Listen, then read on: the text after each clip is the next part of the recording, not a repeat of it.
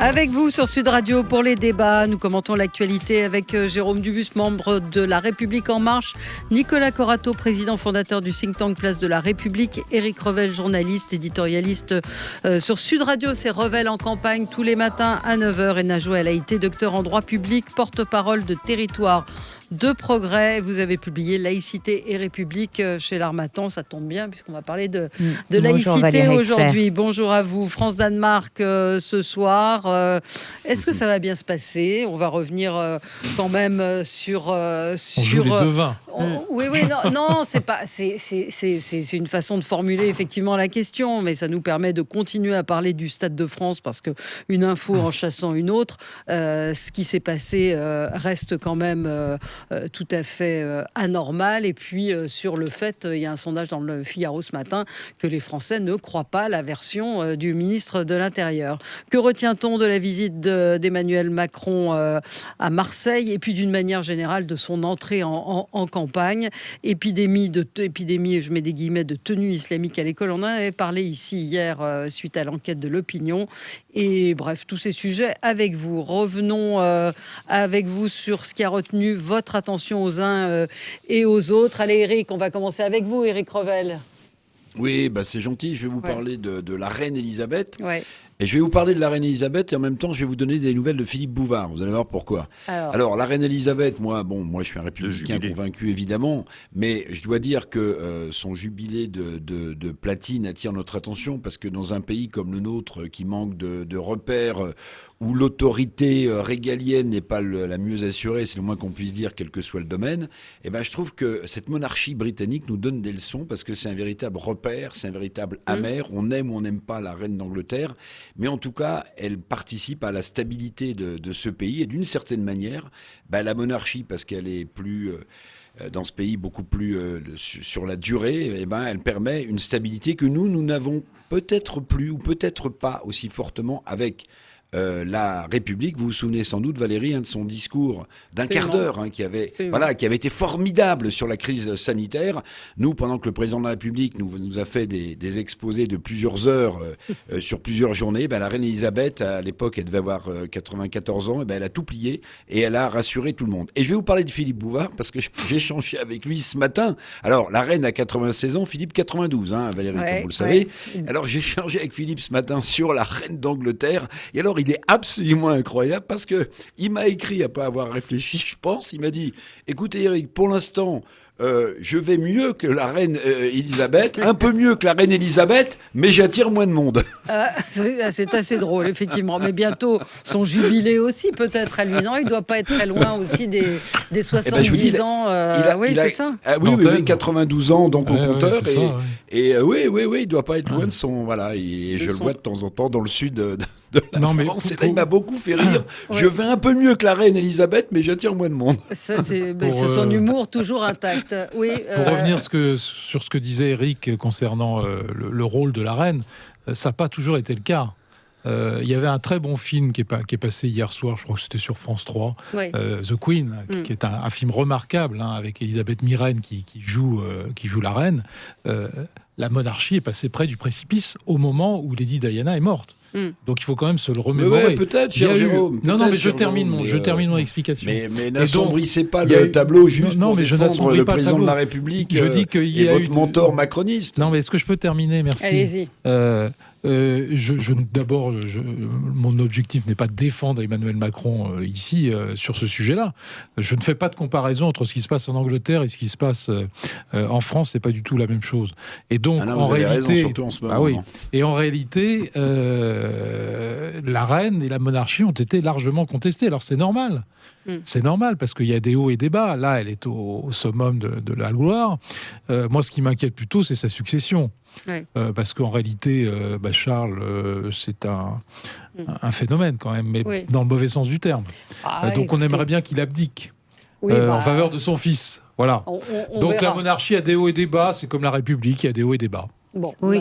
oui. Non, mais par rapport à ça, c'est sûr que la monarchie a rencontré des hauts et des bas. D'ailleurs, je vous invite à voir, vous parliez de ce magnifique film The Queen, mais aussi The Crown, hier sur M6, où sur Netflix, on relate toute l'histoire de cette monarchie. Mais je rejoins Éric Revel quand il dit aussi que cette monarchie, eh bien, elle participe de la cohésion nationale de la Grande-Bretagne. Vous avez quand même cette reine qui a su aussi évoluer, qui a su aussi moderniser, malgré son âge, quand même, la monarchie en termes de communication. Éric Revel le disait, en période de crise sanitaire, elle a eu quand même des discours efficaces. Ouais. Court et efficace. Donc, oui, la monarchie, il y a eu des moments difficiles, mais elle a su plutôt s'adapter aussi à son temps. Ouais, donc oui, un avis. Oui, moi j'ai un avis très tranché. Le sans-culotte révolutionnaire Nicolas Corato j'ai un avis très tranché. D'accord. Je peux pas être suspecté tranché d'amitié comme la guillotine. macronienne. Oui, donc c'est pas pour défendre le président Macron. Ah non, d'abord, si on regarde le bilan de la reine après 70 ans de règne, le royaume dont elle a la charge, et la Grande-Bretagne, est au bord de l'explosion. C'est-à-dire que le pays de Galles et l'Écosse sont au bord de la sécession. C'est une institution politique, c'est une personnalité politique majeure du XXe siècle, mais l'institution de la monarchie a été constamment dépassée par l'histoire. La famille royale a été dépassée par la montée du nazisme, dépassée par la Seconde Guerre mondiale. La reine a été dépassée par la décolonisation, dépassée par la question sociale, dépassée par la question des femmes, dépassée par le Brexit. C'est une des institutions politiques les plus réactionnaires au monde et qui n'a pas vu passer l'histoire. Qu'on fête les 70 ans d'un règne aussi épique que cela. Moi, je comprends qu'on soit fasciné, nous, Français, par les monarques. Mais le peuple adore sa monarchie. Le peuple anglais, c'est un repère. Au Pays de Galles, aller en Écosse, il y a moins de festivités en ce moment. Pas tous en même temps, Éric. Oui. Regardez la solidité et peut-être, pardonnez-moi, la légèreté de ce que vous dites, mon cher Nicolas Corato. Au moment où le wokisme est en train de se répandre sur la planète, et bientôt, d'ailleurs, les révolutionnaires que vous admirez passeront à la gamelle du wokisme. Eh bien, la Grande-Bretagne, l'Empire britannique, le Commonwealth n'a jamais été en fait aussi solide. Et est-ce que vous avez entendu peut-être un professeur de Sciences Po, un professeur d'une université américaine ou anglaise vouloir déconstruire l'Empire anglais et du Commonwealth? Non, et pour une non, qu'on déconstruit ce qui vous embête, messieurs, je vais vous dire, c'est qu'on a en ce moment des difficultés avec un régime républicain en France qui vacille, et que vous avez en face de vous un repère monarchique très solide. Un repère monarchique très solide. On en parlera dans quelques mois. Encore une fois, c'est tarte à la crème, Nicolas. C'est tarte à la crème, mais je le redis parce que moi j'aime la tarte à la crème. Vous savez, pourquoi est-ce qu'on a un régime présidentiel aussi monarchique? Mais parce que on n'a jamais admis d'avoir coupé la tête du roi dans ce pays. J'ai toujours considéré, mon cher Nicolas Corato, que l'histoire de France ne commençait pas avec la Révolution française, mais qu'elle commençait avec le baptême de Clovis. Mais non, mais vous confondez des gens. Stop, c'est l'heure du journal. On a des repères, nous aussi à la radio. Il est presque 11h. Allez, nos deux révolutionnaires répondront. À tout de suite sur Sud Radio. Les débats avec vous, avec Jérôme Dubus, membre de La République En Marche, Nicolas Corato, président fondateur du think tank Place de la République, Éric Revel, journaliste. Et on vous retrouve également sur Sud Radio avec Revel en campagne tous les matins à 9h. Najouel Haïté, docteur en droit public, porte-parole de Territoire de Progrès. Vous avez publié Laïcité et République aux éditions L'Harmattan. Que retient-on de la visite d'Emmanuel Macron à Marseille? On va parler de ses tenues islamiques à l'école. C'est une enquête de nos confrères du journal L'Opinion. Et puis France-Danemark, ça nous permet donc ce soir de parler d'une manière générale des événements sportifs, de revenir peut-être aussi sur Roland-Garros, dont on a peu parlé, mais où il y a eu aussi un certain nombre de questions sur l'organisation de l'accès et de la sortie au stade. Est-ce qu'on est prêt carrément à recevoir les Jeux Olympiques? On peut se poser la question. Jérôme Dubus, vous, c'est un coup de cœur, Oui, alors c'est pas un coup de cœur à l'OPEP. Non. parce que je vais me faire tuer. C'est un coup de cœur à la décision que vient de prendre l'OPEP d'augmenter sa production pétrolière, ce qui lui était demandé depuis le début de la guerre en Ukraine, parce qu'on sait qu'on va arriver dans une période de vacances. La consommation dans tous les pays occidentaux va augmenter du fait des départs en vacances. Et jusqu'à maintenant, l'OPEP, dont fait partie la Russie, puisque la Russie est un gros producteur de pétrole, avait refusé d'augmenter sa production. Et donc, on arrivait à des prix qui étaient en augmentation, puisque aujourd'hui, on est à plus de 110 $ le baril, ce qui est considérable. Ça a augmenté quasiment 30% depuis la guerre en Ukraine. Et donc, l'OPEP a accepté enfin, depuis que les Occidentaux lui demandaient, d'augmenter sa production. Donc, il y a une production d'environ 45 millions de barils par jour. Elle va augmenter sa production d'environ 700 000 barils supplémentaires. Ça devrait nous permettre de passer sans pénurie et sans une forte augmentation des prix. Voilà. Ça reste à vérifier. Oui, enfin, ça reste à vérifier. En tout cas, c'est mieux qu'elle accepte d'augmenter sa production que l'inverse. Et la Russie, depuis le début de cette guerre en Ukraine, avait fait pression sur les dirigeants de l'OPEP avec succès pour ne pas qu'ils augmentent leur production et pour faire en sorte qu'effectivement, on a une pénurie dans les pays occidentaux. On va échapper normalement à cette pénurie. On a à peu près 3 mois de stock. Bon, donc ça devrait permettre de passer, mais soyons méfiants néanmoins sur l'action de la Russie, l'action diplomatique de la Russie sur l'OPEP. C'est extrêmement difficile à suivre et je pense que c'est une bonne décision et donc je voulais la saluer. Éric Revel, vous non mais juste, c'est l'économiste qui vous parle, mon cher Jérôme Dubus. Ne soyez pas naïf, Bien sûr que l'augmentation de la production de l'OPEP, c'est une excellente chose, sans doute pour le prix du baril, mais en réalité, l'OPEP avec l'Arabie Saoudite en tête s'inquiétait de quoi ? De rendre rentable le pétrole de schiste américain. Et en produisant davantage, ils vont faire baisser le prix du baril et ils vont rendre non rentable nombre de puits pétroliers, de pétrole de schiste dans ce pays aux États-Unis. En fait, c'est derrière tout ça, il y a aussi une guerre entre les États-Unis et l'Arabie Saoudite en tant que producteurs de pétrole, parce que comme vous le savez, les pétroles et les gaz de schiste qui sont interdits en Europe, l'Arabie Saoudite, qui est assise sur des réserves considérables, regarde d'un très mauvais œil la montée en puissance du pétrole américain. Donc, ne soyons pas non plus trop naïf. Mais si je peux me permettre, cher monsieur Dubus. J'étais naïf. D'ailleurs, je suis aussi au moins aussi économiste que vous, et donc je suis désolé. Moi, j'ai 600 000. Il y a 600 000 barils qui vont être produits en supplément. Ça va pas considérablement changer le prix actuel, et ça va pas remettre en cause le prix du gaz de schiste américain, du pétrole issu du gaz de schiste américain. Vous verrez. Non, pas à ce point-là. On verra. Allez, on a beaucoup de sujets aujourd'hui. Nicolas Corato, coup de gueule. Oui, mais moi c'est récurrent, donc ça va être rapide. Je voudrais reparler une nouvelle fois de Parcoursup. Alors je le dis, je ne suis pas concerné personnellement par ce problème, mais je vois autour de moi énormément de jeunes sidérés par le système dans lequel on les isole. 1 million de jeunes attendent aujourd'hui le retour sur les choix qu'ils ont favorisés. Bon. 1 million de jeunes sont dans un stress total.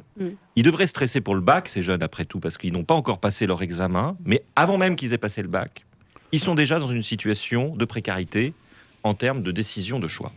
Je le redis, je ne comprends pas pourquoi dans un pays comme la France, et c'est un choix philosophique, on a des enseignants, des adultes, des parents d'élèves qui, depuis le début de la scolarité de leurs enfants, disent à leurs enfants « Travaillez bien à l'école, ayez des diplômes, accéder à l'enseignement supérieur, c'est comme ça que vous serez des citoyens, c'est comme ça que vous serez autonomes, et qu'à la fin du fin, tout le monde disparaisse, tous les adultes disparaissent, et qu'on laisse un algorithme décider à leur place l'avenir qui sera celui des jeunes. Je trouve que philosophiquement, ça pose un problème majeur, et il faut imaginer le regard que portent ces jeunes sur nous, sur la communauté des adultes qui leur imposons ce système. Est-ce que nous accepterions dans notre vie professionnelle, dans notre vie personnelle, d'être jugés, d'être sélectionnés par un algorithme, sans qu'on ne puisse mettre en cause la responsabilité d'aucun humain derrière cette décision? Dernière chose, on est dans le monde des shadocks, puisque chaque année, on a remarqué qu'il y avait 18% de ces 1 million de jeunes, c'est-à-dire quasiment 200 000 jeunes, qui n'ont aucun choix, soit parce que les choix qu'ils ont décidés ne sont pas sortis, soit parce qu'ils n'ont aucun choix du tout, puisque leur niveau ne le permet pas. Et on ne sait pas savoir, on ne sait pas dire ce que sont devenus, ce que deviennent ces 200 000 jeunes qui sortent de Parcoursup sans aucun choix. Il y a un rapport qui vient d'être rendu et qui dit il faudrait qu'on imagine un outil statistique pour pouvoir savoir ce que ces jeunes sont devenus. On a 200 000 jeunes dans la nature tous les ans au moment du bac et ça n'intéresse personne. Et où sont ces jeunes? Qu'est-ce qu'ils font? Qu'est-ce qu'ils deviennent? Alors peut-être qu'ils vont au Stade de France, hein, j'en sais rien. Mais ce serait quand même intéressant que dans ce pays, on se préoccupe un peu de l'avenir des jeunes. On a beaucoup de discours, mais je trouve qu'à un moment ou à un autre, il faudrait qu'on prenne nos responsabilités d'adultes, et je le dis collectivement, pas politiquement. Oui.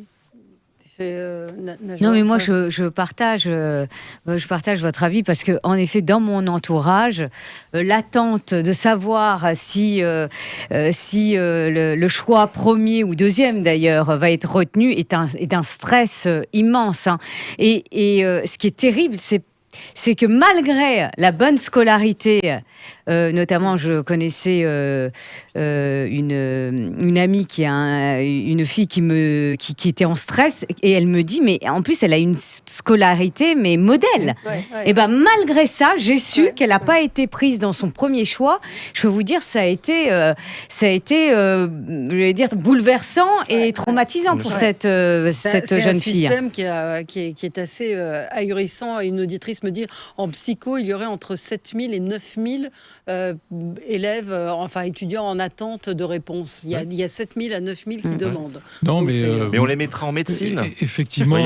Comme ça, on aura de bons médecins dans 5 ans. C'est pas du tout la panacée, mais par rapport au système qui existait avant, il y a eu un progrès, il faut le reconnaître. Et lequel, Jérôme? Écoute, sous le gouvernement précédent, moi je veux pas défendre... Parcoursup, ça a été mis en place par le gouvernement précédent. C'est ce que j'allais dire. Ça a été mis en place ici quand Najat Belkacem était ministre. Il y avait 1 million de personnes qui se retrouvaient sans affectation. Maintenant, on en est à 200 000. Mais est-ce donc qu'on il y a déjà 800 000 personnes qui, avec ce système... Mais non, mais le problème, il faut un système. C'est la capacité à absorber le nombre d'élèves. Eh bien, ça pose la question des moyens de l'enseignement supérieur. Elles sont où les places? Non, mais moi, honnêtement, là où ça me pose un problème, c'est que l'évaluation se fasse en effet par un algorithme. Moi, je parlais de cette jeune fille qui avait des bonnes notes, une scolarité modèle. Eh bien, l'algorithme lui dit bah non, ton premier choix, t'es pas au niveau. C'est terrible. Allez, je voudrais qu'on continue, Najwa, avec vous, votre coup de cœur. Là, c'est un coup de gueule. Un coup de gueule, oui, ouais, ça m'étonne. Un coup de gueule, mais je pense que c'est plutôt un coup de gueule. Ouais. Oui, c'est plutôt un coup de gueule parce qu'il y a des endroits en France où des Français vivent un véritable enfer. Et là, pourquoi je dis ça? Parce que ce matin, en ouvrant la presse, je lis l'article de votre consoeur Nadjet Cherigui, qui est journaliste au Figaro Magazine, dont le titre de l'article est le suivant: Quartier nord de Marseille, quand les Nigérians font la loi. Donc je vous rappelle un peu les faits ici, dans la cité, qui ont squatté carrément. Exactement. Au-delà des squats, c'est la violence de ces Nigérians qui n'hésitent pas à utiliser des marteaux, des machettes, des marteaux pour régler leurs comptes sur fond de proxénétisme et de trafic de drogue. Alors oui, aujourd'hui, il semblerait que le calme soit revenu, mais pour combien de temps? Parce que ces Nigérians sont toujours sur le sol français. Et puis c'est pas, excusez-moi, mais là je suis pas du tout dans le politiquement correct. C'est pas d'être d'extrême droite de dire que ces Nigérians en situation irrégulière, qui ont été pour certains condamnés par la justice française, n'ont rien à faire sur le territoire français. Ouais, ça m'amène à rebondir avec la discussion que j'ai eue hier avec un ami qui habite à Suresnes, dans un HLM. Il a 2 enfants. Et il m'a dit hier, je vais partir, je vais trouver un appartement, je n'ai pas les moyens, mais je vais m'endetter, je vais trouver un appartement à louer, parce que dans cette cité, eh bien, il y a des caïds qui font la loi dans cet immeuble, qui terrorisent les gens. C'est à Suresnes, donc banlieue parisienne, pas particulièrement. Des gens qui hurlent du matin au soir, qui vivent dans les couloirs. Et je lui dis, mais pourquoi personne ne fait rien? Il y a la peur. Je lui dis, mais on connaît le député, le machin, si tu veux, je vais appeler. Il me dit non, parce que je les vois discuter avec eux. Il me dit, moi, je bosse et je vois ces gens qui fument des pétards du matin au soir, du soir au matin, il ne se passe rien. Il y avait des barrières qui ont été pétées et maintenant tout le monde se gare n'importe où. Il n'y a pas de répression, il n'y a pas de condamnation. Donc on a des espèces de zones comme ça où des gens qui bossent se retrouvent aujourd'hui à être obligés de partir. Il n'a pas les moyens, il va se débrouiller pour pouvoir... c'est invraisemblable qu'on en soit là aujourd'hui. Non, mais c'est pour ça, quand on parle des banlieues et de l'insécurité, en pointant du doigt de manière très négative les banlieues, moi, ma première pensée, elle va aux habitants de ces banlieues, qui vivent mais dans la terreur, la peur, et qui sont obligés d'ailleurs dans certains quartiers d'organiser leur propre sécurité. Alors on va en reparler, on va y revenir parce que ça rejoint aussi le débat de l'après-Stade de France sur la réaction de Gérald Darmanin. À tout de suite. Les débats avec vous sur Sud Radio jusqu'à midi. Alors, vous vouliez réagir, Jérôme Dubus, à ce que nous disions sur ces quartiers perdus, moi je dis perdus de la République. Oui, alors c'est une spirale infernale qu'on connaît très bien en tant que bailleur social, que je connais parfaitement, parce que c'est comme ça que ça se passe. En réalité, dans les attributions, et c'est là que ça se joue, c'est au niveau de l'attribution du logement social, c'est pas après. Après, c'est trop tard. Eh bien, on nous impose des quotas. Le préfet nous impose des quotas, ça s'appelle la loi Dallot, ça a été voté par monsieur De Villepin avec une majorité de droite. Merci monsieur De Villepin à ce moment-là, parce que la loi Dallot, ça provoque des catastrophes. On nous impose des gens dans un certain nombre de quartiers, et ensuite la spirale est engagée, parce que les gens qui sont capables de régler leur loyer, etc., eh ben, ils s'en vont. Ils s'en vont, et on a des ghettos qui se forment petit à petit. Donc cette loi Dallot, il faut en finir avec ça. Il y a un moment où il y a un politique qui devra dire « j'ai le courage d'arrêter avec cette loi Dallot ». Oui, Éric Revel, sur ce qu'on disait, les Nigérians, ces zones de non-droit, et puis sur l'abandon politique, complètement. Oui, écoutez, on voit se manifester le même genre d'événements un peu partout. Vous avez, pas qu'en région parisienne, ce genre de situation, vous avez ça un peu partout. Vous savez, on a évoqué Marseille, oui. Ouais, exactement. Moi, j'ai grandi dans une cité HLM, je vais la citer, cette cité. C'est la cité des Fontenelles à Nanterre. Bon, c'était des petits employés, des fils d'ouvriers comme moi, qui allaient au lycée Joliot-Curie de Nanterre, qui allaient à l'école Jacques Decour. Bon, très bien. Mais cette cité, quand j'avais 8 ans, 10 ans, 15 ans, elle était en difficulté financière. Je vous dis, c'était des petits employés, des ouvriers, mais elle vivait, cette cité. Je suis retourné à plusieurs reprises en y accompagnant mes enfants pour leur montrer où j'avais grandi. Vous voyez, moi je sais d'où je viens. Pardon, mais c'est plus du tout la cité que j'ai connue. Ni en termes de population, ni en termes d'activité dans les rues. Vous voyez. Et ça, je veux bien, monsieur Dubu, que la loi Dallot y soit pour grand-chose, mais en fait, les gouvernements successifs, voire les municipalités coupables, ont laissé pendant des années les situations se dégrader. Et aujourd'hui, quand je retourne dans la cité de mon enfance, je pense que j'y retournerai pas à 19h ou à 20h le soir, même tout seul dans la rue. Voyez. Oui, mais Éric, et tout ça, ça s'est installé depuis plusieurs décennies. Oui, et tous les gouvernements ont laissé faire. Avant la loi Dallot, on a laissé faire aussi. Vous savez, il y avait des ghettos sociaux avant à Cité des Fontenelles à Nanterre parce qu'on était des fils de petits employés ou d'ouvriers. C'était aussi une forme de ghetto. L'ascenseur social, je ne pense pas qu'il soit plus en panne qu'à mon époque. Et aujourd'hui, quand vous retournez dans ces cités, je stigmatise pas Nanterre. Voilà, j'ai de très bonnes relations avec le maire de Nanterre et parfois il m'arrive d'aller à Nanterre et dans mon ancien lycée Joliot-Curie, voilà, pour montrer que c'est pas une fatalité, que le côté social des choses peut être contourné. Mais franchement. Mais c'est absolument hallucinant. Oui, alors moi, et on est à Nanterre, juste derrière la Défense, vous voyez, juste derrière la Défense. Je voudrais donner quand même une note un peu optimiste à ce qui vient d'être dit, parce que sinon on va finir par se tirer une balle dans la tête en sortant d'ici. Il y a des quartiers, il y a des quartiers. Mais non, mais c'est pas la peine non plus de se mettre un bandeau devant les yeux. Non, mais pourquoi cette opposition systématique ? Ça n'a pas de sens sur des sujets où on devrait avoir un consensus. Moi, je peux vous dire aussi que pour donner une note d'optimisme, c'est qu'il y a des quartiers qui peuvent s'en sortir. Regardez ce qui s'est passé à Meaux. Moi, je suis né à Meaux. Toi, tu es né à Nanterre. Moi, je suis né à Meaux. À Meaux, il y a 60% de logements sociaux avec des quartiers où ils étaient concentrés, puisqu'on a dû, au moment de la décolonisation et de l'arrivée des gens qui revenaient d'Afrique du Nord. Bon, et on a dû les accueillir. On a construit des cités en urgence et ça en était une. Ça s'appelait la Pierre Collinet. Bon, il y avait 25 nationalités. Ok ? Eh bien, Cette pierre Collinet aujourd'hui n'existe plus. Elle a été totalement rasée. On a mis des petits pavillons et de la mixité sociale dans ce quartier. Et aujourd'hui, ce quartier qui était un enfer il y a 25 ans revit. Donc c'est possible aussi. S'il y a une action politique forte et une volonté publique forte. Alors, Nicolas Corato. Oui, il y a une responsabilité politique, il y a une responsabilité citoyenne. Mais on se mord la queue parce que... C'est-à-dire qu'aujourd'hui, vous avez des taux de participation au municipal, aux dernières municipales qui sont à 40%, et des habitants qui se plaignent de la politique de leur maire en matière de logement social. Il y a quelque chose... Non mais, je n'incrimine personne. Bonnet blanc. Mais je n'incrimine personne. Je dis simplement qu'il y a un moment où citoyens comme élus doivent relever la tête sur ce sujet. Il y a un sujet majeur, c'est le sujet du logement. Que derrière tout ça, il y a la pénurie de logement. Ce sujet-là, ça fait 30 ans qu'on dit que ça devrait être une priorité gouvernementale et ça ne l'est jamais, quel que soit le gouvernement. Je prends l'exemple du dernier gouvernement qui vient d'être formé, il n'y a pas de ministère du logement.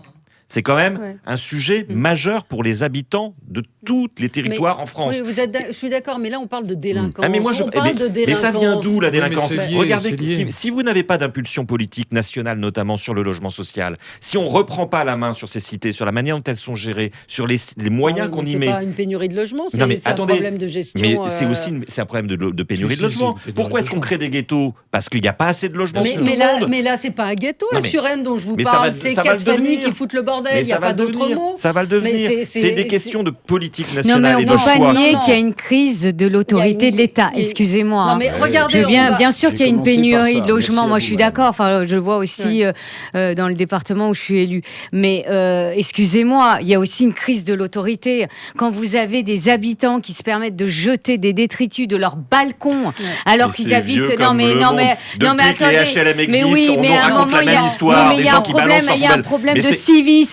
Attendez, mais ça fait... J'ai 46 ans, ça fait 40 ans que j'entends la même chose sur les banlieues. Non, c'est pas vrai. Non, ça s'est accentué. Ça s'est accentué. Je suis désolée. Ce que Éric Revel raconte est très juste. J'ai de la famille qui habitait en HLM aux portes de Paris, des gens qui après la guerre ont eu des logements, qu'on a délogés petit à petit, qui sont devenus de véritables taudis avec ces poubelles jetées par la fenêtre. Ça n'existait pas il y a même 25 ans. Mais regardez comment fonctionne les vides ordures. Donc il y a bien un problème de civisme. Non, mais alors les vides ordures. Non, mais attendez, les vides ordures. Il n'y a plus de gardiens au bas des immeubles, ou alors les gardiens sont plus formés. Attendez, on avait des rapports de police qui étaient très clairs. Eric, oui, vous... Non, mais pardon, mais il y a quand même un problème culturel. Il y a quand même un problème culturel et quand même d'immigration, quand même. Mais voilà, on y vient. Alors, mais Nicolas Corato, le problème, ce que vous regrettez, c'est qu'à votre époque, c'était des petits blancs dans les cités. Moi, vous allez pas me faire le coup de me traiter de facho, si vous voulez. Ah non, je vous traite pas de facho, Eric. Jamais. Non, mais ou même d'extrême droite. Moi, j'en ai ras le bol de ce genre de comportement. Je vous dis simplement que ma cité, je vais prendre cet exemple de ma cité dans laquelle j'ai vécu pendant 25 ans. Bon, cette cité, elle a complètement changé en termes de population et en termes d'activité. Je reste pudique dans la rue. Ce que je veux dire par là, c'est pas un jugement ethnique que je fais, parce que ces gens qui viennent en France, qu'on a attirés aussi pour travailler à la grande époque où on avait besoin de bras et de salaires pas chers. Giscard a reconnu que le regroupement familial, c'était sans doute la plus grande erreur de son septennat. Bon. Ces problèmes-là, on les a toujours mis sous le tapis. Et souvent, les gens de gauche, je ne dis pas vous, Nicolas Corato, mais souvent les gens de gauche, mais qu'on ne me fasse pas le coup à moi, traiter les gens qui abordaient ces questions, mais du bout des doigts, parce que touche pas à mon pote, le MRAP, tout ça était triomphant. On n'avait pas le droit d'aborder ces questions mais on s'auto-censurait, parce que sinon on était montré du doigt et on était traité d'extrémiste. Et dans ce pays, quand vous êtes traité d'extrémiste, vous êtes un fasciste et donc vous êtes un pro-hitlérien. J'exagère, mais à peine. Eh bien aujourd'hui, tout ça, ça nous remonte à la figure. Très bien. Ça nous remonte à la figure et on ne sait plus comment le traiter, Nicolas. On ne sait plus. Est-ce que je peux donner moi aussi un exemple de quelque chose qui fonctionne bien en termes de cité? Vous vous souvenez du gang des barbares? La cité La Pierre Plate à Bagneux. Moi, j'ai vécu à la cité La Pierre Plate. Tu vois, Eric, on n'est pas les seuls. Elle n'a été pas complètement blanche, la cité La Pierre Plate, quand j'y ai vécu. Voilà, pour dire les choses telles qu'elles sont. Aujourd'hui, à 500 mètres de l'entrée de la cité, on vient d'inaugurer une nouvelle station de métro qui est le nouveau terminus de la ligne 4 du métro de Paris, à Paris, qui est la principale ligne en termes de trafic. Et je vous invite à aller faire un tour à la cité de La Pierre Plate et à voir également ce que la communauté, la commune et les bailleurs sociaux. Nous avons beaucoup de patrimoine. Et la manière dont cette cité a été rénovée. Et vous verrez, vous verrez à quel point, quand on met des moyens, quand on invente des services publics, quand on met des transports publics, on change aussi la manière de vivre des habitants et d'une certaine manière, leur manière de se comporter. Sauf que ce que tu dis est vrai, mais simplement, quand on fait ce genre de rénovation urbaine, il faut aussi changer le type de population. Mais ce qui a Parce été que fait à si on Bagneux, ne remet pas de mixité, bien sûr, complètement. Et ce qui a été fait, et vous verrez juste à la sortie du métro, il y a des nouveaux HLM à loyer modéré. Jean-François Copé a fait un travail remarquable. Et ben voilà, donc on sait le faire. J'ai cité Bagneux parce que j'y ai participé à titre professionnel. Donc il y a de l'espoir. Il ne faut pas dire que tout est foutu. Oui, mais attention, il y a bien sûr qu'il y a de. Non, mais excusez-moi, et bien sûr qu'il y a de l'espoir. Mais attention à faire tout le temps du politiquement correct où on dénonce pas les. Non, mais attendez, je continue. On ne dit pas les choses. Et c'est pour ça, et c'est parce qu'on ne dit pas, excusez-moi, et c'est parce qu'on ne dit pas les choses que Marine Le Pen fait ces scores-là. Excusez-moi. Donc, allez, on marque une pause et on se retrouve dans un instant. Ils ne sont pas tous fachos ceux qui votent pour Marine Le Pen. Les débats avec vous sur Sud Radio et ce sujet rejoint. Alors on a vu circuler sur les réseaux sociaux ce matin un communiqué qui était fait pour les employés d'une entreprise vente privée qui se situe en Seine-Saint-Denis. 4 réflexes sécurité à adopter pour vos déplacements quotidiens. Rangez vos sacs, chaussures et autres accessoires indispensables. Dans la rue, soyez présents mais anonymes. Sortez des contacts forcés sans hésitation. C'est-à-dire qu'on est obligé de s'adapter aujourd'hui et ça rejoint quand même notre débat, qui doit s'adapter. C'est-à-dire que nous, on est obligé de s'adapter à la violence aujourd'hui. Valérie, vous citez venteprivée.com, mais regardez ce qui se passe avec l'installation d'Orange également. En Seine-Saint-Denis, pas très loin du Stade de France. Ben, vous allez voir, vous avez le même genre de communiqué.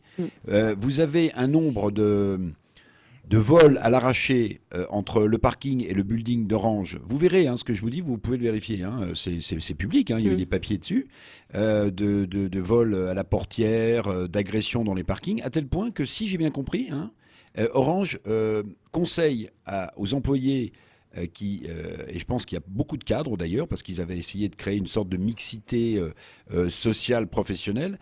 Maintenant, la direction d'Orange conseille plutôt à ses collaborateurs qui travaillent là-bas de travailler en distance, voyez, de rester plutôt chez eux, en travaillant sur l'ordinateur et en continuant à faire ce qu'ils ont fait pendant la crise Covid, tout ça. D'ailleurs, il y a des problèmes de sécurité, il faut le dire. Mais on le sait, c'est pas une nouveauté. Oui, depuis que les entreprises, j'ai eu ce sujet à traiter. C'est une nouveauté pour vous, Monsieur Dubus, c'est fantastique. Non, mais Valérie parlait de la. Est-ce qu'on peut parler sereinement sans être agressé en permanence? Qui s'était installée là-bas et qui avait des difficultés. Est-ce qu'on peut parler sereinement, avoir un débat de fond sans être agressé en permanence sur tous les sujets? C'est quand même un peu pénible. Enfin, de la reine Elisabeth en passant par l'insécurité en France, on est tout le temps agressé par Eric. Enfin, je comprends pas. Faut se calmer aujourd'hui. Faut se calmer. Alors, tout va bien se passer. C'est la phrase de Molière. Voilà. Ils se sentent morveux qu'ils se mouchent. Non, là, on tombe bas. Je n'agresse personne. Mais c'est des sujets vraiment très importants. Donc, ça sert à rien de polémiquer là-dessus. Essayons d'avancer ensemble. Non, mais avançons, mais ça rejoint le débat qu'il y a eu après les incidents au Stade de France aussi, où il n'y a eu aucune prise en compte de la part du ministre de l'Intérieur de tous ceux qui ont je ne sais pas si je vais pouvoir finir une phrase sans que Eric m'agresse. Bon, je vais essayer. Je vais lui demander gentiment. Voilà. Qu'il le fasse. Merci. Moi, quand les premières opérations d'installation de bureaux ont été faites autour du Stade de France en Seine-Saint-Denis, c'était il y a environ 15 à 20 ans, il n'y en avait pas. C'était une zone absolument un no man's land. Voilà. Bon. Et donc, il a été décidé qu'un certain nombre d'entreprises allaient s'installer sur ce site. Bon. Globalement, ça a plutôt bien réussi, parce que beaucoup d'entreprises ont accepté de se délocaliser. Elles ont quitté la Défense pour venir à l'Est. Même une collectivité locale. On nous a toujours dit qu'à l'Est, il y avait des logements en région parisienne, et à l'Ouest, il y avait des bureaux. Il fallait donc rééquilibrer, essayer de rééquilibrer. Bon. Et donc, on a essayé de rééquilibrer. Ça a plutôt pas mal marché, puisque quand vous regardez le développement de Saint-Denis, en Saint-Ouen, etc., vous voyez que des communes qui étaient à 100% logement, aujourd'hui, elles ont un peu d'activité tertiaire. Bon. Simplement, effectivement, on constate aujourd'hui, mais c'était dès le début comme ça, donc il y a une quinzaine ou une vingtaine d'années, qu'il y a un problème d'insécurité pour les salariés, c'est clair. Et est-ce que ça relève de l'entreprise ? Ça ne relève pas du tout de l'entreprise. Ça relève de la puissance publique ou de police municipale. Et donc, il faut faire en sorte que ça s'arrête, c'est tout. Mais ce n'est pas possible pour remettre en cause... Vous avez raison, ça ne valait pas la peine que je vous coupe. Il y a qu'à Faucon, faut que ça s'arrête. C'est insupportable. Non, mais franchement, c'est insupportable. Nicolas.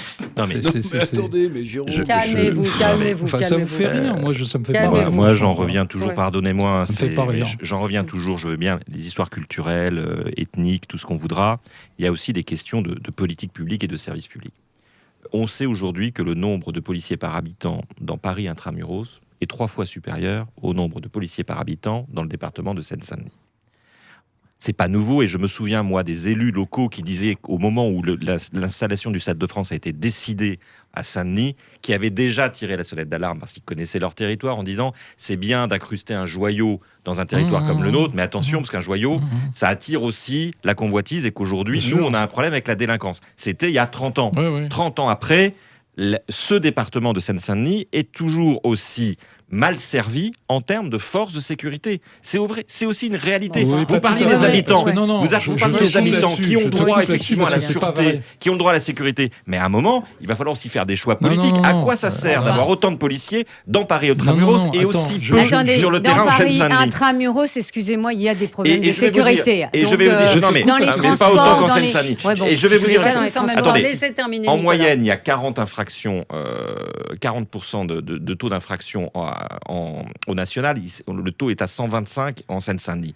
Et je vais vous dire une chose qui me choque, moi, par exemple, dans ce qui vient d'être annoncé pour ce soir, pour le stade France-Danemark. Oui, on va mettre des ressources et des effectifs de police supplémentaires pour lutter contre la délinquance, pas simplement pour faire du maintien de l'ordre, pour lutter contre la délinquance entre la sortie du RER D et B et le Stade de France. Moi, je pense aux habitants de Saint-Denis qui n'ont pas à attendre qu'un match s'organise au Stade de France pour que des services de police viennent sur leur territoire lutter contre la délinquance.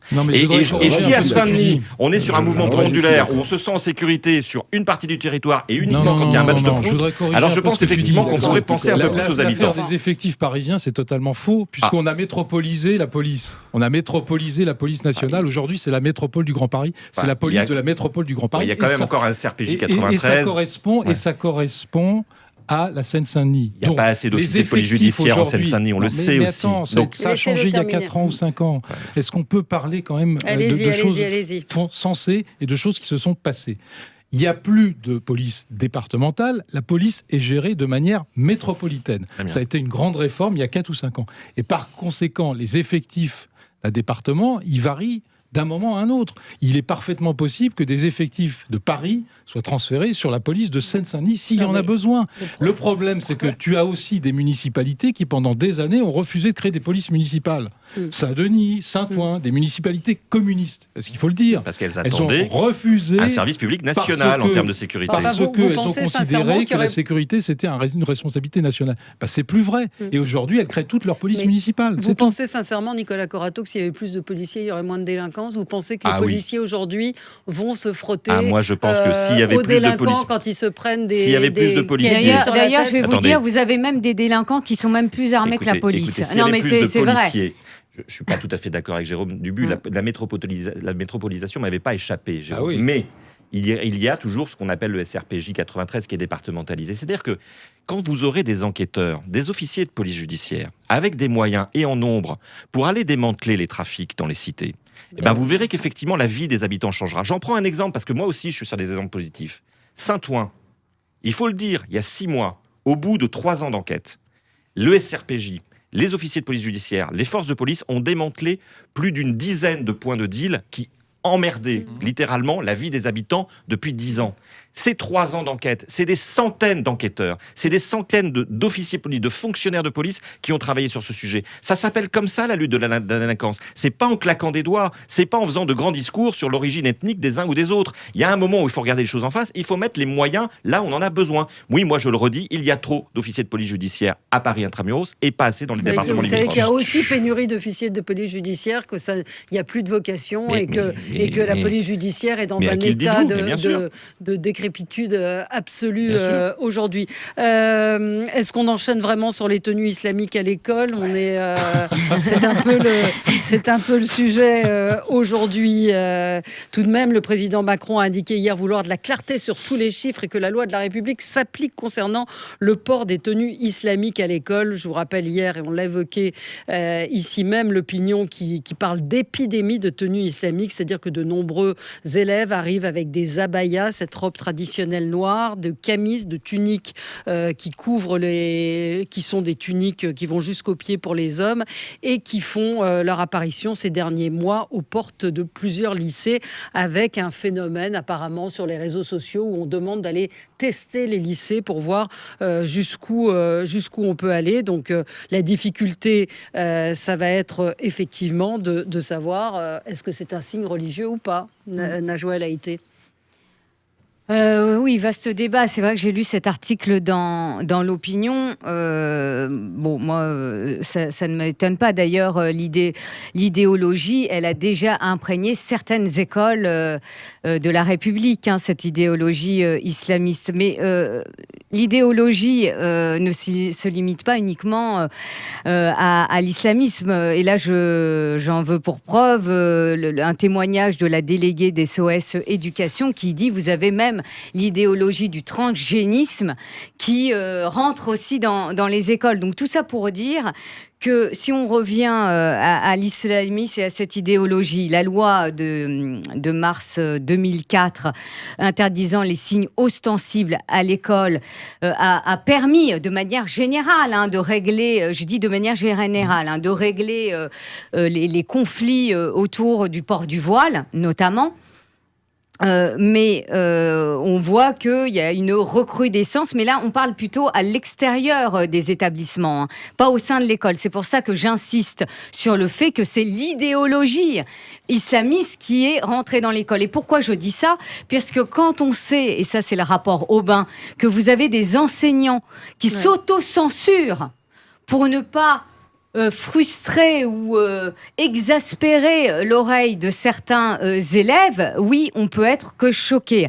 Donc là, c'est le constat. Après, vous avez un gouvernement, quand le ministre était Jean-Michel Blanquer, qui a fait des choses quand même en la matière et a fait des propositions pour que les enseignants n'aient plus la crainte de parler à leur supérieur hiérarchique avec la réponse circuler, il n'y a rien à voir, et donc d'isoler d'une certaine manière par ce type de réponse les enseignants.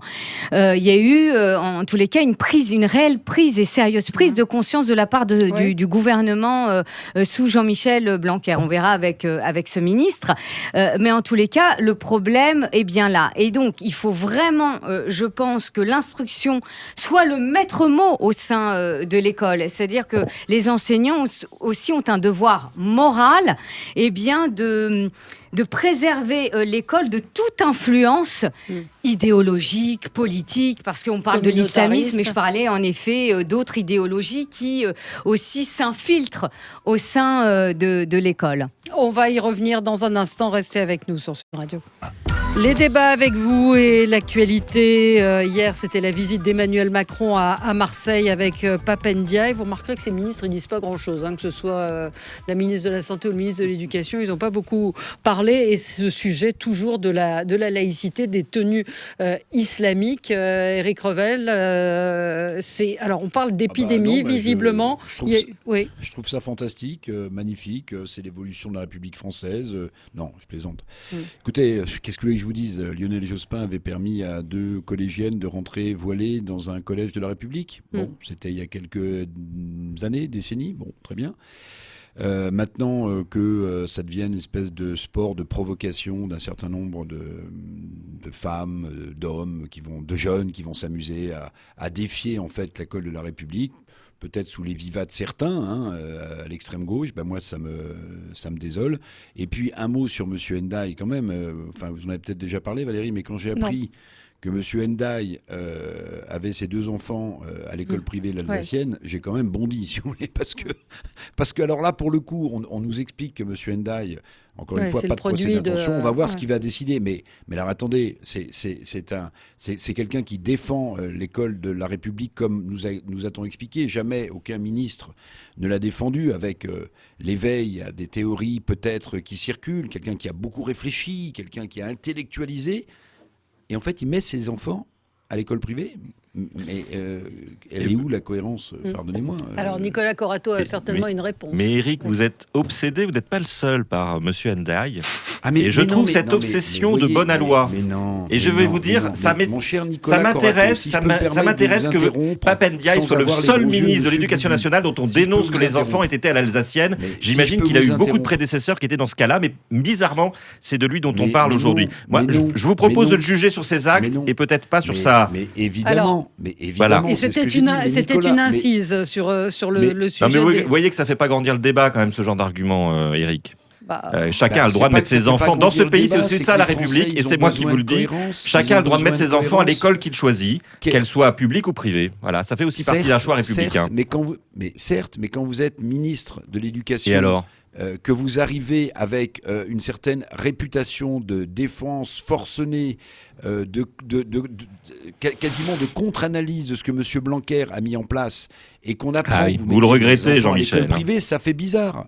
Mais sur le fond, pas M. Blanquer. Sur le fond, ce qui est intéressant, c'est que Jean-Michel Blanquer, mon cher Nicolas Corato, la politique, ce sont des symboles quand même, non ? Bien sûr.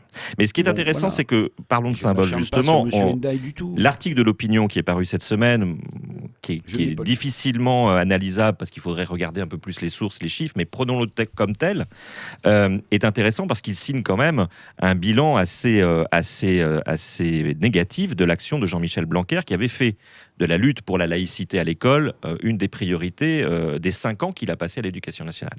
5 ans après, manifestement, le compte n'y est pas.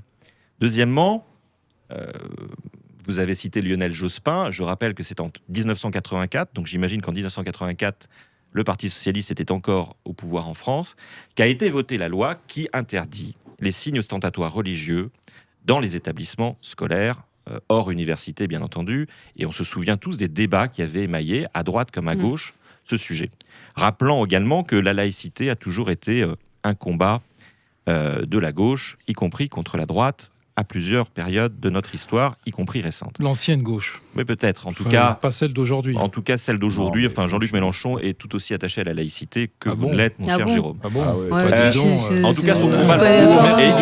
Et il s'est beaucoup battu pour la laïcité. On n'a pas la même définition de la laïcité, alors. C'est un autre débat, mais je serai minoritaire ici. Ça, c'est sûr. Ça va vraiment plomber votre réputation. Mais en tout cas, moi j'ai plus souvent vu. Parenthèse, résultat, enquête adhérents du CCIE, qui est le remplaçant du CCIF. 81,1% des adhérents français du CCIE sondés votent pour Jean-Luc Mélenchon. Oui. Très bien, mais écoutez... Donc ça veut dire que le message... là, je crois qu'on mélange tout. C'est pas parce que des musulmans... oui, mais il s'adresse à un certain électorat, excusez-moi. On peut pas faire... Le communautarisme. Revenons. Les a dragués. Les attaques récentes contre la laïcité, on sait qui y a contribué.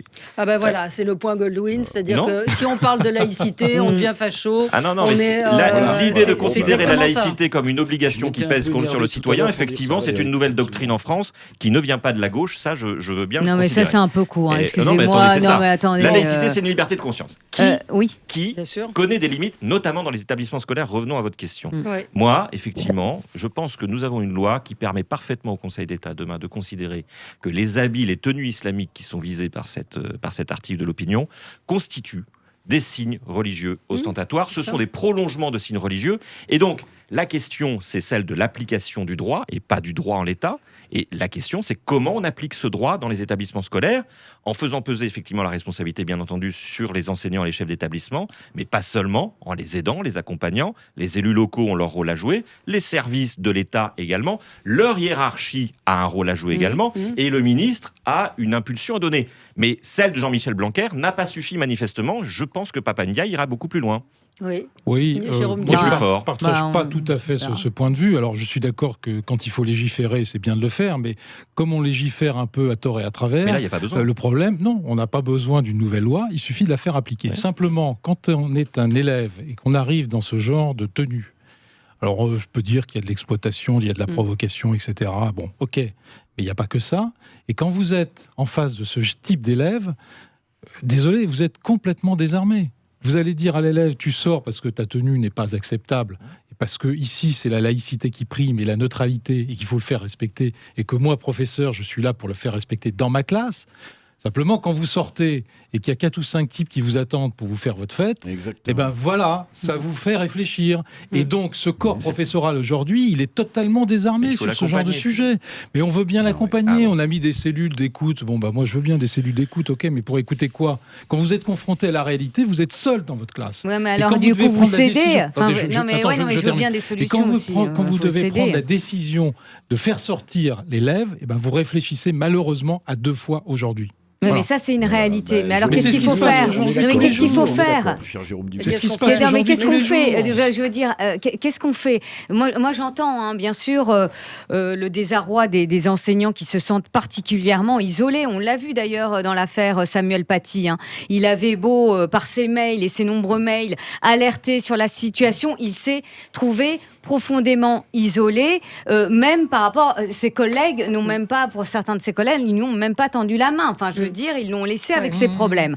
Donc ça, je tiens à vous dire que je suis particulièrement d'accord avec vous. Mais après, il ne s'agit pas de céder. Personne n'a dit qu'il fallait céder. Oui, non, mais il ne s'agit pas de céder à un moment vraiment. Et moi, je reviens à une crise de l'autorité. Je reviens vraiment à une crise de l'autorité. Par exemple, un Samuel Paty, j'aurais bien aimé qu'il soit soutenu par l'ensemble du corps enseignant, par sa hiérarchie. Et je pense qu'on n'en serait pas arrivé là. J'entendais ce matin une enseignante qui racontait qu'elle avait refusé une élève qui était arrivée voilée et qui ne voulait pas se dévoilée. Elle a dit je ne l'accepterai pas dans ma classe. Elle est allée voir la proviseure qui lui a dit si, il faudrait le faire. Et elle lui a dit et elle a été ferme. Donc c'est là où c'est compliqué. Ce sont des questions compliquées. Vous avez raison. Le président de la République a demandé des chiffres. Il a dit qu'il voulait savoir exactement ce qui se passait. Mais vous confirmez, Jérôme Dubus, que cette épidémie dont parle l'opinion existe. Tous les jours. Et encore, on a relevé que lorsque ça posait un conflit. Oui. Mais lorsqu'il y a négociation, alors ça se passe plutôt pas mal quand il y a négociation, mais quand il n'y a pas négociation et que le professeur cède, malheureusement, ça, c'est pas comptabilisé. Et c'est tous les jours. Allez, merci à tous les 4. Philippe David sera ce soir en direct de Marseille pour les vraies voix de 17h à 19h à l'occasion du G500 citoyen. C'est le sommet citoyen. Donc, ne manquez pas ces vraies voix présentées par Philippe David. Très bon week-end à tous et on sera là lundi en direct. Lundi de Pentecôte férié, mais pas pour nous. Voilà, à lundi. Bon courage, bon week-end. À bientôt, Eric.